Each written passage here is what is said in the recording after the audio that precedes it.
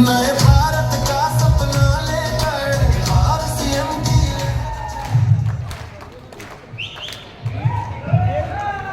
जय आरसीएम।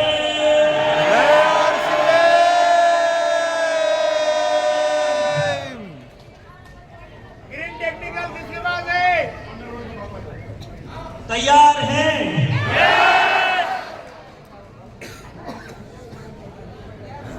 सबसे पहले इस पावन पवित्र आरसीएम गंगा का जहां से जन्म हुआ, उस महान विभूति मेरे लिए, मेरी नजर में अवतारी पुरुष श्री त्रिलोक चंद छाबड़ा सर के लिए एक शानदार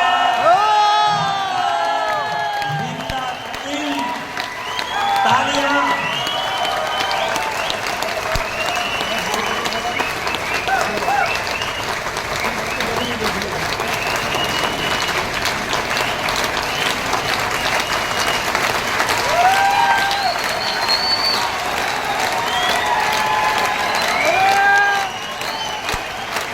धन्यवाद। टीसीजी से कंधे से कंधा मिलाकर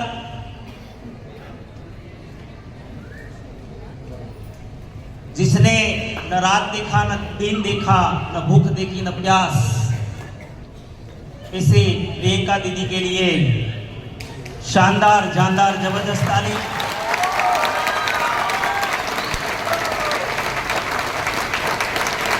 जिसने पूरी आरसीएम की काया पलट कर दी बहुत कम समय में, और एक सपना देखा कि 25 साल एक बाजू और आने वाले 5 साल एक बाजू, ऐसे सौरभ सर के लिए शानदार ताली।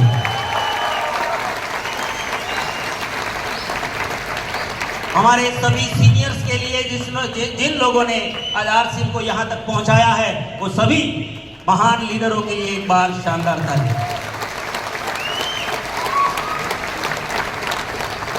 और हमारे छोटे से छोटे परचेजर से लेकर जो भी आरसीएम में जिनका भी छोटा सा रोल रहा है, वो सभी के लिए सम्मानजनक ताली। हमारे सभी ब्रांड पार्टनर्स के लिए एक बार जोरदार ताली। धन्यवाद। और स्टाफ के लिए तो जितनी भी बजा सकते हो।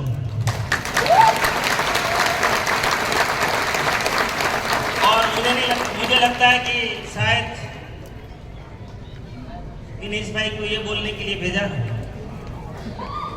मैं माफी चाहता हूं, मैं आरसीएम मेरा मानता हूं, इसलिए बोला हूं। क्योंकि मेरी नजर में आरसीएम वो अलग चीज है। सब ज्यादातर लोग जानते हैं मैं इंडस्ट्रियलिस्ट हूं। जब आरसीएम में आया था उसी दिन भी मेरी इंडस्ट्रीज थी।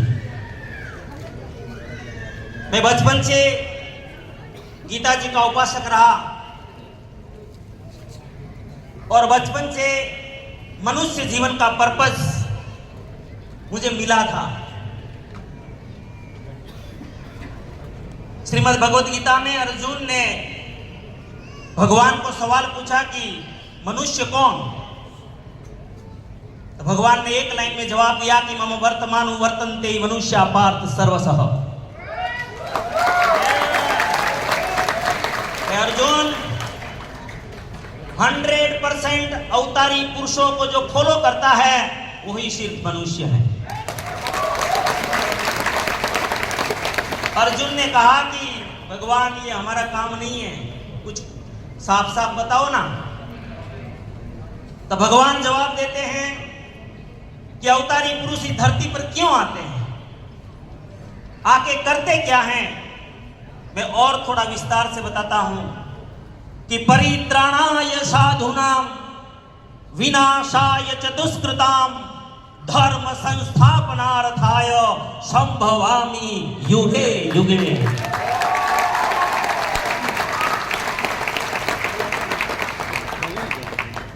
मुझे पता तो था कि मनुष्य जीवन का अर्थ क्या है, लेकिन मेरे पास प्लेटफॉर्म नहीं था और मेरी वो औकात नहीं थी, क्योंकि अवतारी पुरुष ज्यादातर राजा के घर में जन्मे थे और मैं तो एक गरीब किसान के घर में जन्मा था। मैं यूं ही मरने वाला था। लेकिन 2006 में जब भाई साहब को मिला, किसी जी को मिला, कुछ कंफ्यूजन था, क्योंकि मैंने यहां सुना था कि काम करो एक बार, इनकम आए बार बार, और एक बार ज्वाइन होना पड़ता है, इनकम आती है। और मैं इन चीजों का सख्त विरोधी था। मैं तो ये मानने वाला इंसान था कि परमपिता परमात्मा ने जिनको बुद्धि नहीं दी है, वो जानवर को भी फ्री में नहीं मिलता, तो इंसान को फ्री में कैसे मिल सकता है? क्यों? अरे जब तक इंसान एक सांस नहीं छोड़ता, दूसरी सांस नहीं मिलती। ऑक्सीजन जब तक चाहिए तो कार्बन डाइऑक्साइड संसार को देना पड़ता है, वृक्षों को देना पड़ता है। और हम फ्री की बात कर रहे हैं। मैं इनका विरोधी था, और ये भाई साहब को शायद याद हो ना हो, मैंने पूछा था पूर्व रोड की ऑफिस में, ये फ्री वाला मामला क्या है? बोले मैं भिखारी को भीख देने में नहीं मानता, मैं भिखारी को रोजगार देने में मानता हूं।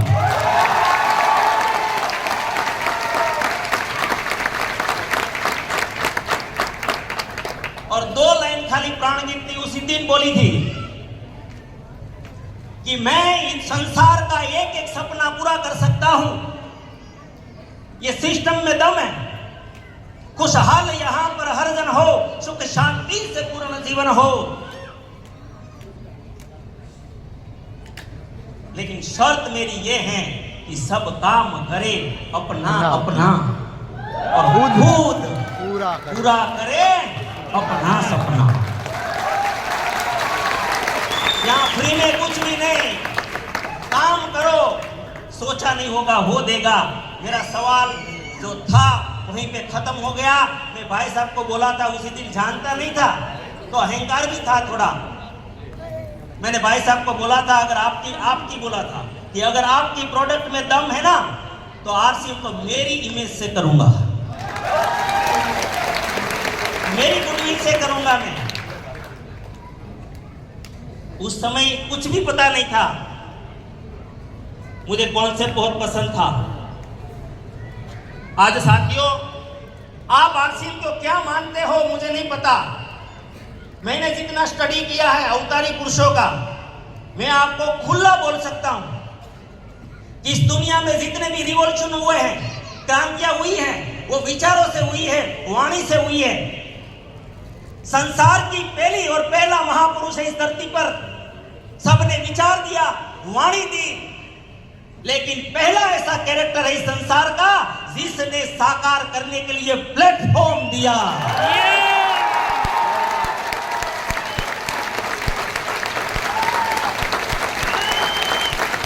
एकमात्र त्रिलोचन छाबड़ा, एकमात्र आरसीएम। ये मेरा अभिमान है, ये मेरा स्वाभिमान है। कट जाएंगे साले, मर जाएंगे, इनको कभी झुकने नहीं देंगे।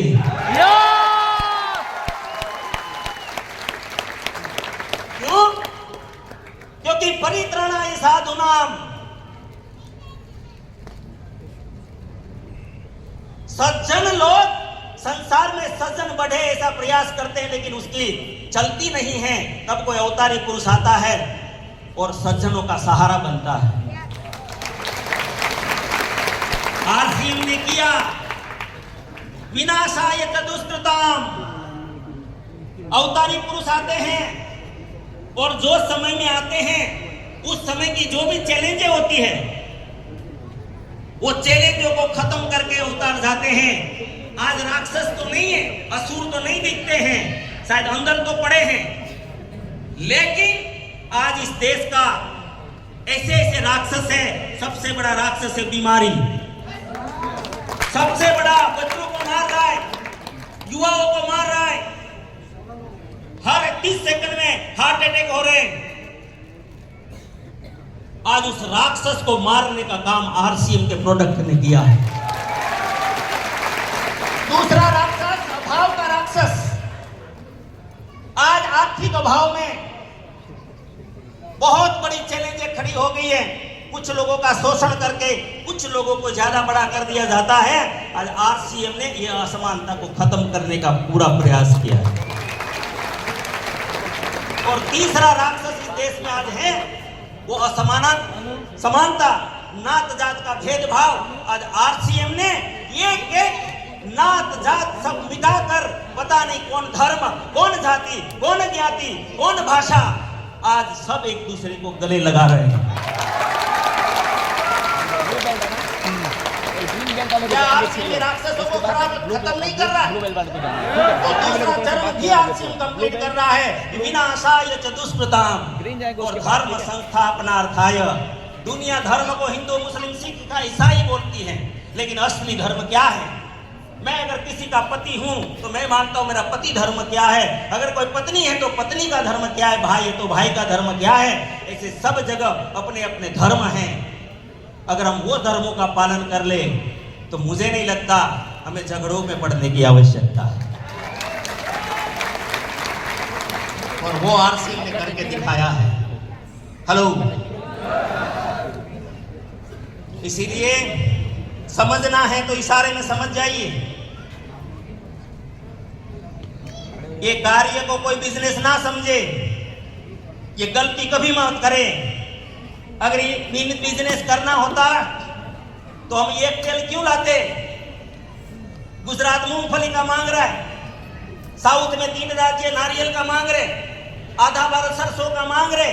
अगर वो लाते, अगर बिजनेस करना होता।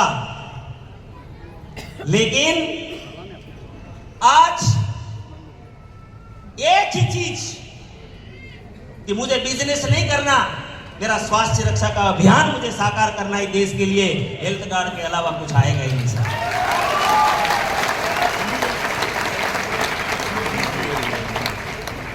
बहुत सारे प्रोडक्ट की मोनोपोली है हमारे पास, लेकिन हमने व्यापार नहीं किया।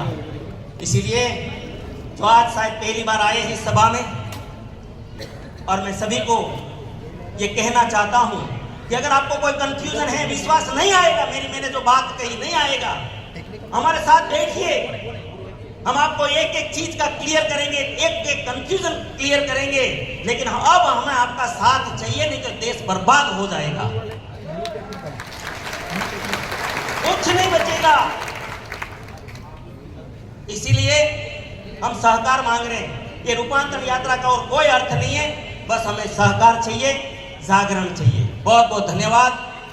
मेरे कोई शब्दों से अगर किसी को दुख पहुंचा हो, मैं हृदय से क्षमा मांगता हूं। धन्यवाद।